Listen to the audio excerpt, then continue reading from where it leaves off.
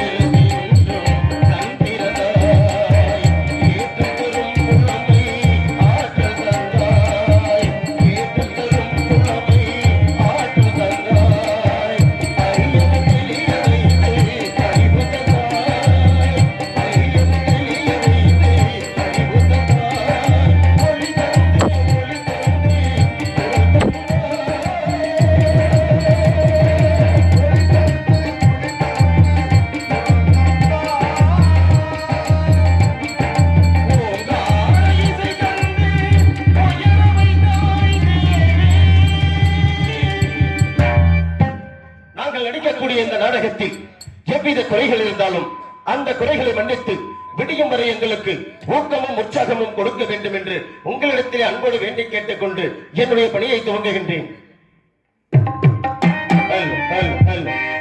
நஞ்சை கலனிகளின் நாயகமே நீ வாழ்க.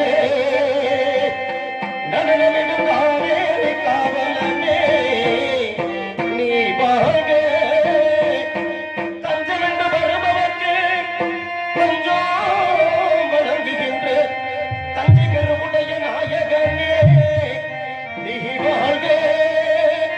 நெஞ்சமதில் வெற்றி கண்டு அஞ்சலிக்கும் மக்களுக்கோர் பின்னுய பெரிய கோயில் தந்த வீரராஜராஜ சோழனே நீ வாழ்க.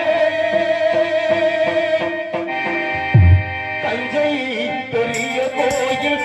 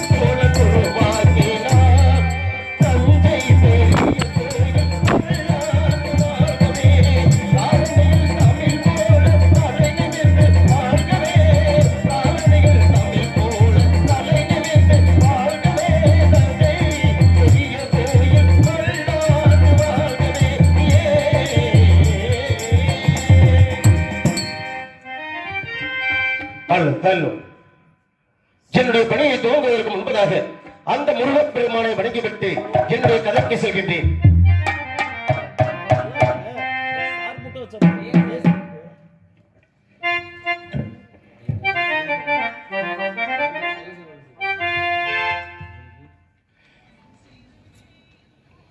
என்னை பாராட்டி இந்த நாடகத்தினுடைய அமைப்பாளருமாகிய KR பழனிசெல்வம் அப்பாவும் இந்த நாடகத்தினுடைய இன்னொரு அமைப்பாளருமாகிய துணை நடிகர் என்று பெரும் புகழும் பெற்று வரும் அண்ணன் குமாரண்ணார் அவர்கள் இருவரும் சேர்ந்து எனக்கு 100 ரூபாய் அன்பளிப்பாக அளித்துள்ளார்கள்.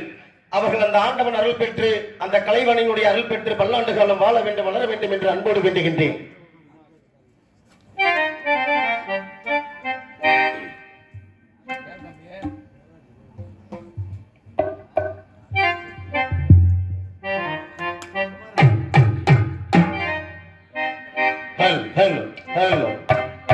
அந்த முருகப்பெருமானை வணங்கிவிட்டு என்னுடைய கதைக்கு செல்கின்றேன். தீர்த்தங்கட்டும் தேவமலை அங்கு தேவரெல்லாம் வாழுமலை வாழுமலை வாழுமலை புளியம்பட்டி சோலையிலே கந்த வேலையா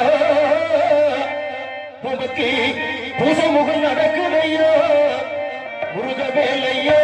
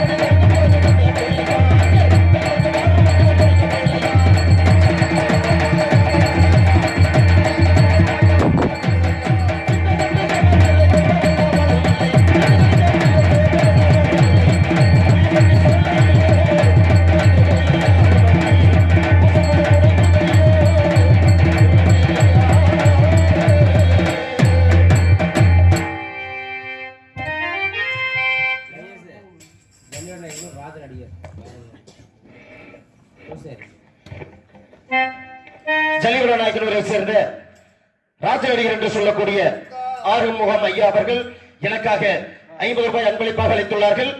அவர்கள் அந்த ஆண்டவன் அருள் பெற்று பல்லாண்டு காலம் வாழ வேண்டும், வளர வேண்டும் என்று அன்போடு வேண்டுகின்றேன்.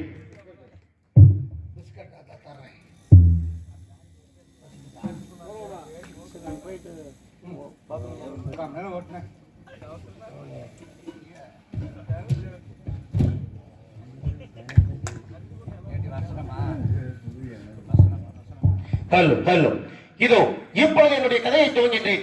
காத்தவராயன் என்று சொன்னால் காத்தவராயன் யார், காத்தவராயனுடைய தாய் தந்தையர்கள் யார் என்ற பூர்வீக வரலாற்றை தாங்கள் முன்பதாக எடுத்திருக்க ஆவலாக காத்துக் கொண்டிருக்கின்றேன். இந்த உலகத்தை அனைத்து உயிர்களுக்கும் 14 லோகத்திற்கும் அன்றன்று படியளக்கக்கூடிய சிவபெருமான் எனது தந்தை. இந்த உலகத்தை தாங்கக்கூடிய உமையவள் என்று சொல்லக்கூடிய சக்தி எனது தாய். என்னுடைய தந்தை சிவபெருமான் இந்த உலகத்தில் உள்ள அனைத்து ஜீவராசிகளுக்கும் படியலங்க சென்றிருந்த நேரத்தில் திரிலோக சஞ்சாரி என்று சொல்லக்கூடிய நாரத மகரிஷி அங்கு வந்து என்னுடைய தாயிடத்திலே, தாயே தமது கணவர் எங்கே சென்று விட்டார் என்று கேட்க, அதற்கு என்னுடைய தாயாகிய சக்தி அவர்கள், என்னுடைய கணவர் இந்த உலகத்தில் உள்ள நீந்துவன, நடப்பன, ஊர்வன, அசைவன என்று சொல்லக்கூடிய 84 லட்சம் ஜீவராசிகளுக்கும் படியளப்பதற்காக சென்று கொண்டிருக்கின்றார் என்று தெரிவித்தார்.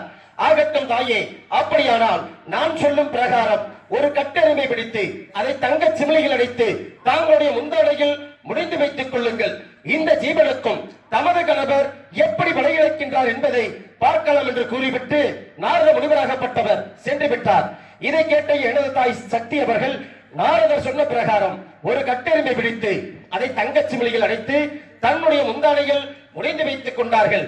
என்னுடைய தந்தை சிவபெருமான் இந்த உலகத்தில் உள்ள அனைத்து ஜீவராசிகளுக்கும் படியளந்து விட்டு தன்னுடைய இருப்பிடத்தை நாடி வந்தார். அப்பொழுது என்னுடைய தாயாகிய சக்தி அவர்கள் என்னுடைய தந்தை சிவபெருமானை பார்த்து, சாமி இன்று தாங்கள் அனைத்து ஜீவராசிகளுக்கும் படியளந்து வந்து விட்டீர்களா சாமி என கேட்க, அதற்கு எனது தந்தை சிவபெருமான் கூறுகின்றார், ஏன் சக்தி இப்படி சந்தேகத்தோடு கேட்கின்றாய், அனைத்து ஜீவராசிகளுக்கும் படியளந்து வந்துவிட்டேன் என தெரிவிக்கின்றார். அதற்கு என்னுடைய தாயாகிய சக்தி அவர்கள் கூறுகின்றார்கள், இல்லை சாமி, இன்று தாங்கள் ஒரு ஜீவனை மட்டும் பட்டினி போட்டு விட்டீர்கள், அந்த ஜீவனுடைய பாவத்திற்கு தாங்கள் ஆளாகிவிட்டீர்கள் சாமி என தெரிவித்தார். இதை கேட்ட எனது தந்தை சிவபெருமான் கூறுகின்றார், இல்லை சக்தி, எந்த ஒரு ஜீவனையும் நான் பட்டினி போடவில்லை, எந்த ஒரு ஜீவனுடைய பாவத்திற்கும் நான் ஆளாக மாட்டேன் என்று தெரிவிக்கின்றார். இதை கேட்ட எனது தாயாகிய சக்தி அவர்கள் அந்த புறமாக சென்று தன்னுடைய முந்தானையை அவிழ்த்து அதில் இருக்கக்கூடிய தங்கச்சிமிழியை திறந்து பார்க்கும் பொழுது அதில் இருந்த கட்டெரும்பாகப்பட்டது தனக்கு போதுமான இரையை கப்பிக் கொண்டிருந்த காரணத்தினால் என்னுடைய தாயாகிய சக்தி அவர்கள் முகவாட்டத்தோடு என்னுடைய தந்தை சிவபெருமான் முன்பதாக வந்து நின்று கொண்டிருந்தார்கள்.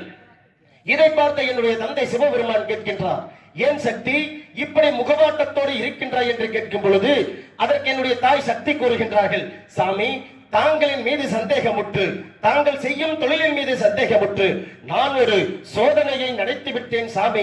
அதற்காக தாங்கள் எனக்கு எந்த ஒரு தண்டனை கொடுத்தாலும் அதை மனமாற ஏற்றுக்கொள்கின்றேன் சாமி என கூறுகின்றார் என்னுடைய தாயாகிய சக்தி அவர்கள்.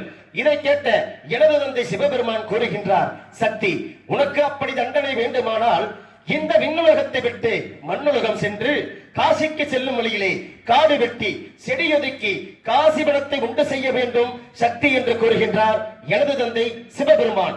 இதை கேட்ட என்னுடைய தாய் சக்தி அவர்கள், ஆகட்டும் தாயே சாமி என்று ஏற்றுக்கொண்டு என்னுடைய தாயாகிய சக்தியும் எனது தந்தை சிவபெருமானும் அந்த விண்ணுலகத்தை விட்டு இந்த மண்ணுலகத்திற்கு வந்து காசிக்கு செல்லும் வழியிலே காடு வெட்டி செடியொதுக்கி காசிபடத்தை உண்டு செய்தார்கள். அப்பொழுது என்னுடைய தாயாகிய சக்தி அவர்கள் கேட்கின்றார் என்னுடைய தந்தை சிவபெருமானிடத்தில், எப்படி என்றால் சாமி நமது இந்த நந்தவனத்திற்கு யாரை காவலாக வைப்பது சாமி என்று கேட்கும் பொழுது அதற்கு எனது தந்தை சிவபெருமான் கூறுகின்றார், நமது இந்த நந்தவனத்திற்கு நமது முதல்வனாகிய கணபதியையே காவலாக வைத்து விடுவோம் சக்தி என்று கூறுகின்றார். இதை கேட்ட எனது தாய் சக்தி கூறுகின்றார்கள், சாமி நமது முதல்வனோ தாயை போல் தாரம் வேண்டும் என்று குளக்கரையிலே கொண்டு இருக்கின்றான், அவன் இங்கு வந்து காவல் செய்ய மாட்டான் சாமி என்று மறுக்கின்றார்கள். அப்பொழுது என்னுடைய தந்தை சிவபெருமான் கூறுகின்றார், அப்படியானால் நமது இளையவனாகிய வேலவனையே அழைத்து வந்து நமது இந்த நந்தவனத்திற்கு காவலாக வைத்து விடுவோம் சக்தி என்று கூறுகின்றார். அதற்கு என்னுடைய தாயாகிய சக்தி அவர்கள் கூறுகின்றார்கள், சாமி குன்று இருக்கும் இடமெல்லாம் குமரன் இருக்கும் இடமாக அமையட்டும் என்று அன்றோ தாங்கள் ஒரு சாபத்தை கொடுத்து விட்டீர்கள். அச்சாபத்தை கொடுத்த தாங்கள் அந்த வேலவனை அழைத்து வந்து இந்த நந்தவனத்திற்கு காவலாக வைத்தால் குன்றுதோறும் கொண்டாடி வரும் பக்தனுடைய பாவத்திற்கும் சாபத்திற்கும் ஆளாகி விடுவீர்கள் சாமி, வேண்டாம் ஐயா என்று மறுக்கின்றார்கள். அப்பொழுது என்னுடைய தந்தையாகிய சிவபெருமான் கூறுகின்றார், தூண்டாமணி விளக்கு சுடர் விட்டு எரிந்தாலும் அதற்கு ஒரு தூண்டுகோல் வேண்டும் என்பதை சக்தி நிரூபித்து விட்டாள் என்று கூறி, அப்பொழுது அவருடைய அறிவுள்ளத்திலே சிந்தித்து அவருடைய நெற்றியிலே வரியக்கூடிய வேர்வையை வலித்து நிலத்திலே போட நான் ஒரு ஆண் குழந்தையாக பிறந்து அம்மா அப்பா என்று என்னுடைய தாய் தந்தையர்களுடைய பாதத்தை தொட்டு வணங்கி எனக்கு என்ன வேலை கொடுக்கின்றீர்கள் தந்தையை என கேட்டேன். அதற்கு என்னுடைய தந்தை சிவபெருமான் கூறுகின்றார், மகனே, இந்த வனத்தில் பிறந்ததினால் வனம் காத்தான், இந்த வனத்தை காத்து வருவதால் காத்தவராக என்று உனக்கு பெயர் சூட்டுகின்றோம். மகனே, இன்று முதல் இந்த வனத்தை நீ உன்னுடைய சொந்த வனமாக கொண்டு கண்ணும் கருத்துமாக காவல் புரிந்து வர வேண்டும் மகனே என்று கூறிவிட்டு என்னுடைய தாயாகிய சக்தியும் எனது தந்தை சிவபெருமானும் விண்ணை நோக்கி சென்று விட்டார்கள். அன்று முதல் இன்று வரை நான் என்னுடைய இந்த நந்தவனத்தை சொந்த வனமாக கொண்டு கண்ணும் கருத்துமாக காவல் புரிந்து வருகின்றேன். என்னுடைய நந்தவனத்திலே அந்தி நேரத்திலே பார்த்தால் மலர்கள் எல்லாம் அழகாக பூத்திருக்கும். அதிகாலையில் பார்த்தால் பூத்த மலர்கள் எல்லாம் காணாமல் போய்விடுகிறது. யாரோ ஒருவர் நமது நந்தவனத்திற்கு வந்து மலர்களை எல்லாம் திருடிச் சென்றிருக்கிறார்கள் என்று நினைத்து ஒரு நாள் இரவு நேரத்திலே என்னுடைய நந்தவனத்திற்கு அருகாமையில் இருக்கக்கூடிய புளிய மரத்தின் மீது ஏறி நின்று கொண்டு பார்த்துக் கொண்டிருந்தேன். அப்பொழுது தெய்வலோகத்திலிருந்து 7 தெய்வ கன்னிகள் என்னுடைய நந்தவனத்திற்கு வந்து என்னுடைய நந்தவனத்திலே இருக்கக்கூடிய மலர்களை எல்லாம் பறித்து கம்மை நதிக்கரையிலே வைத்துவிட்டு அந்த குளத்திலே இறங்கி அந்த 7 பெண்களும் நீராடி கொண்டிருந்தார்கள். அந்த நேரம் சமயமாக அந்த புளிய மரத்தை விட்டு இறங்கி வந்து நான் அந்த 7வது கன்னியினுடைய இளைய கன்னி என்று சொல்லக்கூடிய 7வது கன்னியினுடைய துயிலாடையை எடுத்துக்கொண்டு போய் புளிய மரத்தை ஒன்றில் வைத்துவிட்டு நான் மீண்டும் அந்த புளிய மரத்தை மீது ஏறி நின்று பார்த்துக் கொண்டிருந்தேன். அப்பொழுது அந்த 7 கன்னிகளும் நீராடி விட்டு கரையேறி வந்து அவர்களுடைய துயிலாடையை உடுத்திக் கொண்டார்கள். 6 பெண்களும் அவர்களுடைய துயிலாடையை உடைத்துக் கொண்டார்கள். 7வது பெண்ணினுடைய துயிலாடை இல்லாத காரணத்தினால் அப்பெண்பால் அவமானம் தாங்க முடியாமல் மீண்டும் அந்த குளத்திலே இறங்கி தன்னுடைய உயிரை மாய்த்துக் கொண்டார்கள். இதை பார்த்த அந்த 6 கன்னிகளும் தெய்வலோகம் சென்று என்னுடைய தந்தையாகிய சிவபெருமானிடத்திலே இங்கு நடந்த விவரத்தை எடுத்து கூறினார்கள். அதற்கு என்னுடைய தந்தையாகிய சிவபெருமான் என் மீது கோபம் கொண்டு ஆங்கார கோபத்தோடு அங்கிருந்து வண்ணமாக அடே காத்தவராயா என்றார்கள். ஏன் தந்தையே என கேட்டேன். ஒரு பெண்ணினுடைய சாபத்திற்கும் ஆபத்திற்கும் ஆளாகிவிட்டாயடா சண்டாளா என கூறினார்கள். அப்பொழுது நான் தெரிவித்தேன், ஏன் தந்தையே, என்னுடைய நந்தவனத்திலே மலர்களை தேடியது குற்றமல்லவா? அவர்களுடைய துயிலாடையை திருடியது மற்றும் எந்த வகையில் குற்றமாகும் தந்தையே என எதிர்த்து வாதாட அப்பொழுது என்னுடைய தந்தை சிவபெருமான் எனக்கு ஒரு சாபத்தை கொடுத்தார்கள். எப்படி என்றால், மறைய பறைய புடியடா சாபம் என்றார்கள். அந்த நேரம் சமயத்தில் என்னுடைய தாயாகிய சக்தி அவர்கள் வேகம் சுடலிலே சாகா வரத்தை கொடுக்கின்றேன் மகனே என்று என்னுடைய தந்தையினுடைய சிவபெருமானுடைய சாபத்திலிருந்து என்னை காப்பாற்றினார்கள் என்னுடைய தாயாகிய சக்தி அவர்கள். அப்பொழுது என்னுடைய தந்தை சிவபெருமான் இன்னவனுக்கு நான் கொடுத்த சாபத்திலிருந்து இந்த சண்டாளனை காப்பாற்றி விட்டாலே சக்தி என்று என்னுடைய தாயாகிய சக்தி இடத்திலே குவித்துக் கொண்டு என்னுடைய தந்தை மட்டும் விண்ணை நோக்கி சென்று கொண்டிருக்கின்றார். விண்ணை நோக்கி சென்று கொண்டிருந்த என்னுடைய தந்தை சிவபெருமானை பார்த்து என்னுடைய தாயாகிய சக்தி அவர்கள் கேட்கின்றார், எப்படி என்றால், சாமி, இன்னவனுக்கு நேர்ந்த இந்த சாபமாகப்பட்டது எப்பொழுது சாமி தீரம் என்று கேட்கும் பொழுது அதற்கு என்னுடைய தந்தை சிவபெருமான் கூறுகின்றார், இன்னவனுக்கு நான் கொடுத்த சாபமாகப்பட்டது இன்னவன் கல்லுமரத்தில் இருக்கும் பொழுதுதான் இவனுக்கு நான் கொடுத்த சாபம் தீரும் என்று கூறிவிட்டு விண்ணை நோக்கி சென்று கொண்டிருக்கின்றார் என்னுடைய தந்தையாகிய சிவபெருமான். அப்பொழுது என்னுடைய தாயாகிய சக்தி அவர்கள் என்னை பார்த்து கூறுகின்றார்கள், மகனே காத்தவராயா, உன்னால் தான் உனக்கு இந்த சாபம் நேர்ந்தது.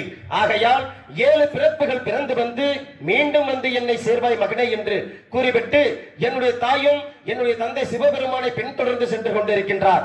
இதை பார்த்த எனது தந்தை சிவபெருமான் தாயும் பிள்ளையும் தனித்தனியாக வாழ்வது மாபெரும் குற்றம் என நினைத்து என்னுடைய தாயாகிய சக்தியை இந்த காத்தவராயனுக்கு துணையாக காமாட்சி என்ற பெயர் பிடித்து காஞ்சிபுரம் கம்மை நதி கரைவாகமையில் இருக்கக்கூடிய அந்த ஆலமரத்தின் அடியிலே எனக்கு துணையாக தவம் இருக்க செய்துவிட்டு என்னுடைய தந்தை சிவபெருமான் மட்டும் விண்ணை நோக்கி சென்று விட்டார்.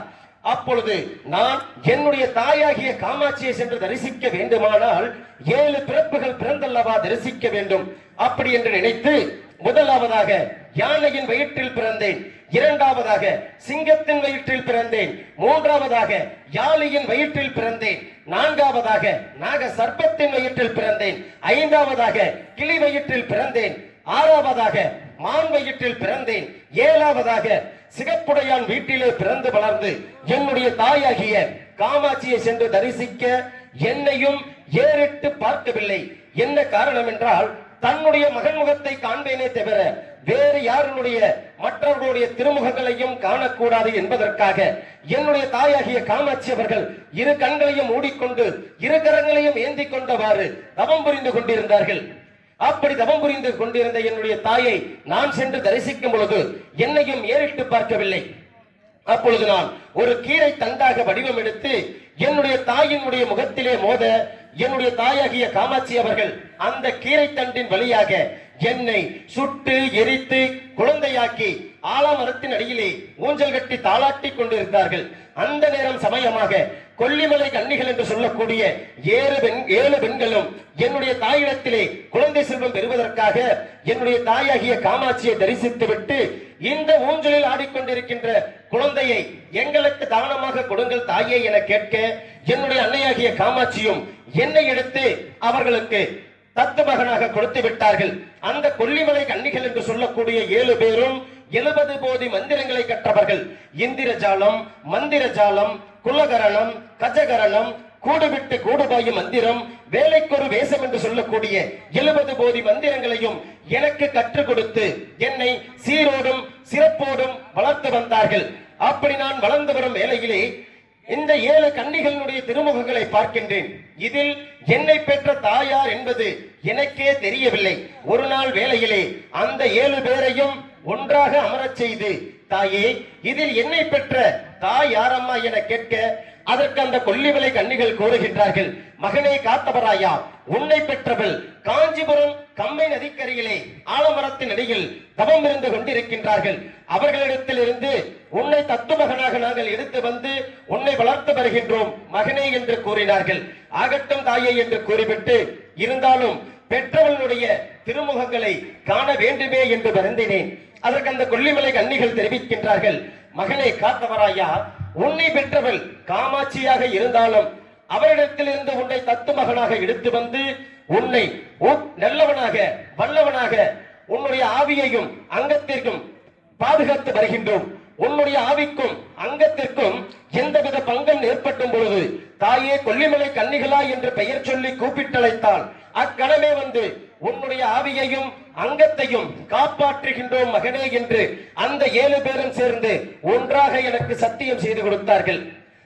அந்த சத்தியத்தை ஏற்றுக்கொண்டு என்னுடைய தாயாகிய காமாட்சியை சென்று நான் தரிசித்து, தாயே நான் வேட்டைக்கு சென்று வருகின்றேன் அம்மா என தெரிவித்தேன்.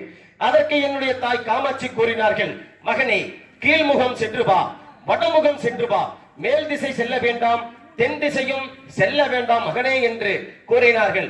ஆனால் நான் என்னுடைய தாயினுடைய சொல்லையும் மீறி மேற்கே மலையாளம் என்று சொல்லக்கூடிய அந்த மலையாள தேசத்தை சென்று பார்க்கின்றேன். அந்த மலையாள தேசத்திலே ராமாநாயக்கர், சின்ன நாயக்கர் என்ற இருவரும் ஆராய்ச்சி மணிகட்டி ஆண்டு வருகின்றார்கள். அப்படிப்பட்ட தேசத்திலே நான் ஒரு பிச்சைக்காரனாக வடிவம் எடுத்து அம்மா தாயே என பிச்சை கேட்க யார் ஒருவரும் எனக்கு பிச்சை போட மறுக்கின்றார்கள். என்ன காரணம் என்று கேட்கும் பொழுது அதற்கு அந்த மக்கள் கூறுகின்றார்கள், எமது அரசரினுடைய உத்தரவில்லாமல் எந்த ஒரு தர்ம காரியங்களையும் செய்ய மாட்டோம் என்று கூறினார்கள். அப்பொழுது நான் கொல்லிமலை கன்னிகளிடத்தில் கற்றிருந்த 70 போதி மந்திரத்தினால் மலையாள தேசங்கள் முழுவதும் பாம்புகள் புரண்டோடும்படி செய்தேன்.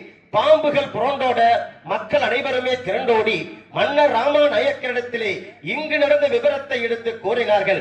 இதை கேட்ட அந்த மன்னர் ராமநாயக்கர் என்னிடத்திலே நேரடியாக வந்து, இந்த மலையாள மந்திரத்திற்கு எது மந்திரம் கற்றபனா நீ? அப்படியானால் நான் வைக்கக்கூடிய மோடி மந்திரத்தை உன்னால் எடுக்க முடியுமா? அப்படி நான் வைக்கக்கூடிய இந்த மோடி மந்திரத்தை நீ எடுத்து விட்டால் நான் வளர்த்து வரும் தத்துமகன் என்று சொல்லக்கூடிய தொட்டியத்து சின்னானை உனக்கு அடிமையாக அனுப்புகின்றேன். அப்படி நீ நான் வைக்கக்கூடிய இந்த மோடி மந்திரத்தை எடுக்கவில்லையானால் உன்னுடைய ஆயுள் காலம் முழுவதும் எங்கள் மூவருக்கும் நீ அடிமையாக இருக்க வேண்டும் என்று விருது சம்பிரதாயத்தை கூறி மோடியை வைத்தார்கள். ஆகட்டும் என்று மோடியை எடுக்க முயன்றேன். மயங்கி கீழே விழுந்து விட்டேன். அந்த நேரம் சமயமாக என்னுடைய தாய்மாமன் மக்கள் மாங்கரிப்பி பூங்கரிப்பி இருவருமே தயிர் மோர் விற்றுக் கொண்டு அந்த வழி மார்க்கமாக வந்தார்கள். அப்பொழுது நான் மயங்கி கிடந்ததை பார்த்து, ஐயோ, நமது அத்தை மகன் காத்தவராய சுவாமி மயங்கி கிடக்கின்றாரே, இவர் இன்னும் இப்படியே சற்று நேரம் இருந்தால் இறந்தே போய்விடுவார் என்று எண்ணி தன்னுடைய தந்தையாகிய பரந்தாமன் இடத்திலே சென்று முறையிட்டார்கள். என்னுடைய தாய்மாமனாகிய பரந்தாமன் அவர்கள் அங்கிருந்த வண்ணமாக சக்கரத்தை ஏவிவிட அச்சக்கரமாகப்பட்டது அந்த புறத்திலே கொளிவிருந்த மன்னர் ராமநாயக்கருடைய சிரசை அறுத்து கொண்டு வந்து என்னுடைய காலடியிலே போட மலையாளம் என்னும் மோடி மந்திரத்தை வென்றுவிட்டேன். மோடியை வென்ற காரணத்தினால் தத்துமகன் என்று சொல்லக்கூடிய தொட்டியத்து சின்னானை அடிமையாக கொண்டு நானும் என்னுடைய தம்பியாகிய தொட்டியத்து சின்னானும் எங்களுடைய தாயாகிய காமாட்சியை சென்று தரிசித்து, தாயே, நாங்கள் வேட்டைக்கு சென்று வருகின்றோம் அம்மா என கூறினோம். அதற்கு மீண்டும் எங்களுடைய தாய் காமாட்சி கூறினார்கள், எப்படி என்றால், மகனே, கீழ்முகம் போய் வாருங்கள், வடமுகம் போய் வாருங்கள், மேல்முகமும் போய் வாருங்கள், ஆனால் தென் திசை மட்டும் செல்ல வேண்டாம் மகனே என்று மீண்டும் கட்டளையிட்டார்கள் எங்களுடைய தாயாகிய காமாட்சி அவர்கள். ஆனால் நாங்கள் இருவரும் எங்களுடைய தாயினுடைய சொல்லையும் மீறி தெற்கு திசையாக வேட்டைக்கு சென்று வேட்டைகள் ஆடி களைப்புற்ற நேரத்தில் என்னுடைய தம்பியிடத்திலே நான் கேட்டேன், தம்பி, எங்கே ஆகினும் குடிக்க தண்ணீர் கிடைக்குமா தம்பி என கேட்க பொழுது அதற்கு என்னுடைய தம்பி தொட்டியத்து சின்னான் கூறுகின்றான், அண்ணா, இன்னும் சற்றும் தூரம் சென்றால் அருகிலே ஓர் மஞ்சளாறு ஓடுகின்றது, அங்கு சென்று ஜலம் அருந்தலாம், வாருங்கள் அண்ணா என்று அழைத்து சென்றான்.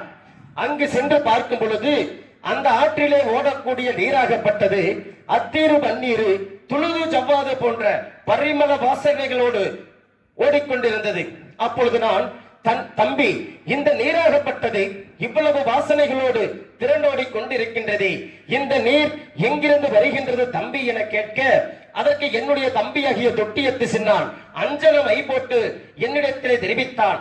எப்படி என்றால், அண்ணா, இந்த நீராகப்பட்டது எங்கிருந்து வருகின்றது என்றால் புத்தூர் அக்ராகரம் புதுச்சேரி நல்பேட்டையில் 1000 ஐயன்மார்களுக்கும் அருமை திருமகள் என்று சொல்லக்கூடிய ஆரியப்புராஜன் மகள் ஆரியமாலா என்னும் பெண்பால் குளிக்கக்கூடிய நீராகப்பட்டது இந்த ஆற்றிலே வந்து கலப்பதினால் இவ்வளவு வாசனைகளோடு திரண்டோடி கொண்டிருக்கின்றது அண்ணா என தெரிவித்தான். இதை கேட்ட நான் தெரிவித்தேன், எப்படி என்றால், தம்பி, ஒரு பெண்பால் குளிக்கக்கூடிய நீரோ இவ்வளவு வாசனைகளோடு திரண்டோடி கொண்டிருக்கின்றது என்றால் அப்படிப்பட்ட பெண் யார்? அந்த பெண்ணை பார்த்தாக வேண்டுமே தம்பி என தெரிவித்தேன். அதற்கு என்னுடைய தம்பி தொட்டியத்து சின்னான் கூறுகின்றான், அண்ணா, மனித வடிவத்திலே சென்றால் அந்த மங்கையை காண முடியாது, ஆகையால் தாங்கள் ஒரு மச்ச வடிவம் எடுத்து வருகின்ற நீரிலே எதிர்நீச்சலாக சென்று அந்த மங்கையை கண்டு வாருங்கள் அண்ணா என தெரிவித்தார். என்னுடைய தம்பியினுடைய சொல்லின்படி நான் ஒரு மச்ச வடிவம் எடுத்து வருகின்ற நீரிலே எதிர்நீச்சலாக சென்று கொண்டிருந்தேன். அப்படி சென்று கொண்டிருக்கும் பொழுது அந்த நீரிலே வாழக்கூடிய 1000 பெண் கண்டைகள் என்னுடைய அழகிலே மயங்கி என்னை சுற்றி வளைத்துக் கொண்டது. அங்கிருந்து நகர முடியாமல் கொல்லிமலை கனகம்பூதங்களை வரவழைத்து 1000 ஆண் கண்டைகளாக உருமாறும்படி செய்து ஆண் கண்டைகளும் பெண் கண்டைகளும் ஒன்றாக இணையும்படி செய்துவிட்டு மீண்டும் அந்த நீரிலே எதிர்நீச்சலாக சென்று கொண்டிருந்தேன். அப்படி சென்று பார்க்கும் பொழுது அந்த ஆரியமாலா பெண்ணாகப்பட்டவள் 7 திரை கட்டி 7 திரையினுள் நீராடி கொண்டிருந்தார்கள். நான் அந்த 7 திரையையும் கிழித்துக் கொண்டு உள்ளே சென்று அந்த ஆரியமாலாவினுடைய அண்டா விண்டங்களை எல்லாம் ரசித்துக் கொண்டிருந்தேன். அப்படி ரசித்துக் கொண்டிருக்கும் பொழுது அந்த ஆரியமாலா பெண்ணினுடைய கூந்தலிலே ஒரு கூந்தலாகப்பட்டது என்னுடைய 2 இறகுகளையும் பற்றி கொண்டது. அங்கிருந்து நகர முடியாமல் என்னுடைய தம்பியை தொட்டியத்து சின்னானை மனதார நினைத்தேன். என்னுடைய தம்பி தொட்டியத்து சின்னான் கருட வடிவம் எடுத்து வந்து அங்கிருந்து என்னை தூக்கி கொண்டு போய் குளக்கரையிலே போட்டான். அப்பொழுது என்னுடைய 2 இறகுகளிலும் பற்றியிருந்த அந்த கூந்தலை அவிழ்த்து பார்க்கும் பொழுது அந்த கூந்தலாகப்பட்டது 60 பாக கூந்தலாக இருந்தது. அப்பொழுது நான் தெரிவித்தேன், ஒரு பெண்ணினுடைய கூந்தலோ இவ்வளவு என்றால் அந்த கொடியிடையால் எப்படிப்பட்டவளாக இருப்பாள்? ஒரு பெண்ணினுடைய மயிரோ இவ்வளவு என்றால் அந்த மயிலிடையால் எப்படிப்பட்டவளாக இருப்பாள்? மணந்தால் இந்த ஆரியமாலாவை மணக்க வேண்டும், இல்லையானால் இந்த மண்ணுக்கே இரையாக வேண்டும் என்று அன்று வைத்தேன் அந்த ஆரியமாலாவின் மீது ஆசை. என்னுடைய தம்பி தொட்டியத்து சின்னானுக்கோ 6 மனைவிமார்கள். மலையாளம் சென்று என்னுடைய நாட்டு மக்களையும் மனைவிமார்களையும் பார்த்து வருகின்றேன் அண்ணா என்று 2 நாள் விடைபெற்று சென்றார். இன்றோடு 3 நாட்கள் ஆகியும் இன்னும் அண்ணவனை காணவில்லை. அவனுடைய வருகையை எதிர்பார்த்து நாங்கள் இருவரும் சென்று எங்களுடைய தாயாகிய காமாட்சிக்கு காலை மாலை உச்சி என்று சொல்லக்கூடிய முப்பூஜைகளையும் செய்து எங்களுடைய தாயாகிய காமாட்சி இடத்திலே அந்த ஆரியமாலாவை சிறையெடுப்பதற்கான வரங்களை பெற வேண்டும். இப்பொழுது என்னுடைய தம்பி தொட்டியத்து சின்னானுடைய வருகையை எதிர்பார்க்கின்றேன்.